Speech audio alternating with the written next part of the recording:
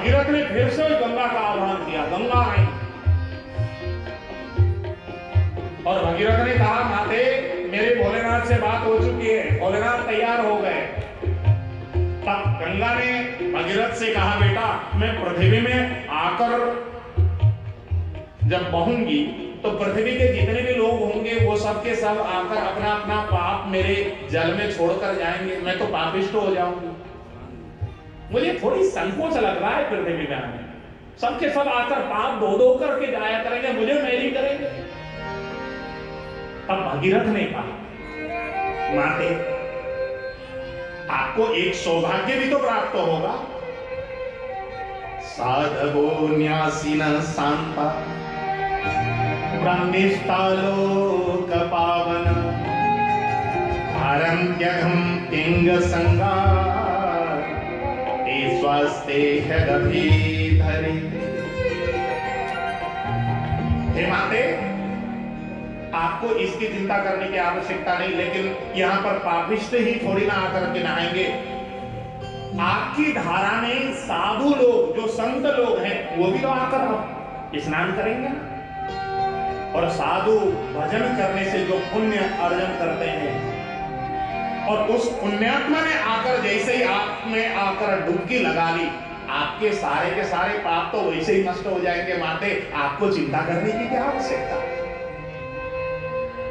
और जब भगीरथ ने ये बात कही कि भक्तों के द्वारा छोड़े हुए सारे पापों को साधु के स्नान करते ही साधु की जो भजन जो है वो अपने आप काट देगी, ये बात जब कही तो गंगा बहुत ज्यादा उत्साहित हुई पृथ्वी में आने की।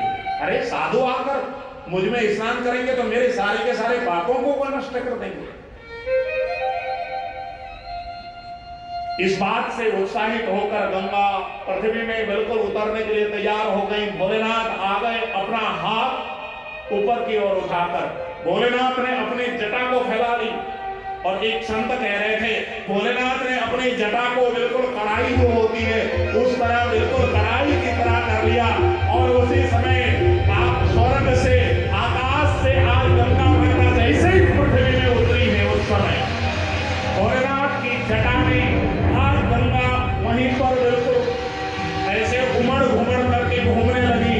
और आज भोलेनाथ ने अपनी जटा में गंगा को वहीं पर कढ़ाई की तरह जलेबी की तरह घुमा दिया और गंगा घूमती रही। जटा जटा संक्रमण भ्रमण परिचरी किलोल वीर वल्लरी विराजमान भूषण ललाट पट्ट भावे किशोर चंद्रशेखर ते पते शरणं मम किशोर चंद्रशेखर ते पते शरणं मम किशोर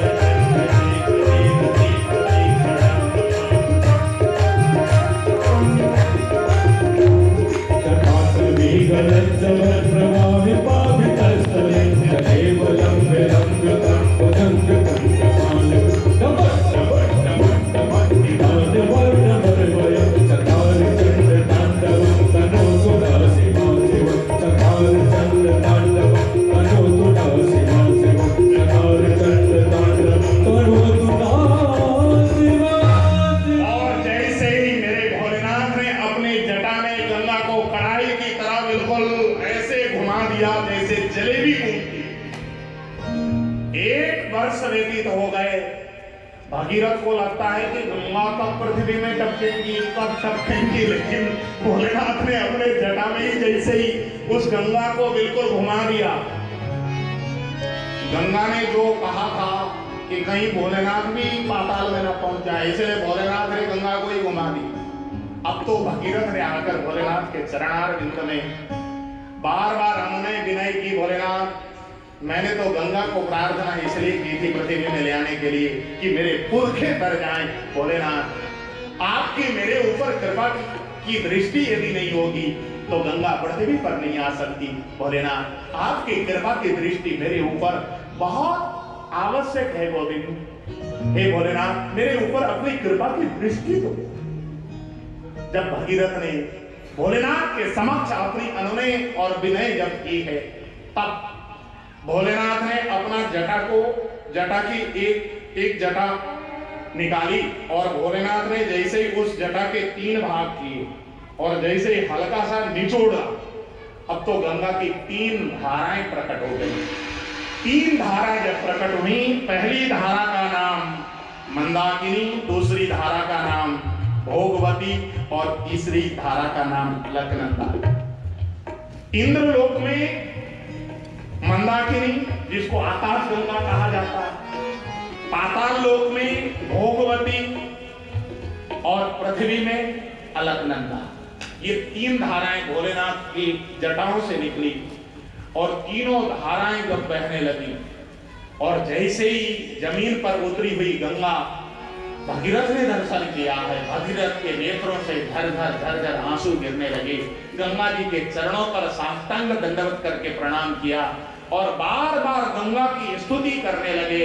हे गंगे, तुमने मेरे ऊपर अनुग्रह किया है गंगे, इसलिए तुम पृथ्वी पर आई हो। ऐसा कहकर आज भगीरथ गंगा की स्तुति गाते हुए रथ में सवार होकर बिल्कुल नृत्य करते हुए आगे आगे जा रहे हैं और पीछे पीछे गंगा उमड़ घुमड़ करके बह रही है और भगीरथ नृत्य करते हुए गंगा की स्तुति गाते हुए आगे की तरफ चले जा रहे हैं। जय हो गंगे मैया, तेरी जय हो गंगा मैया, तेरी जय हो गंगा मैया, तेरी जय हो गंगा मैया। हर हर गंगे, हर हर गंगे, हर हर गंगे, हर हर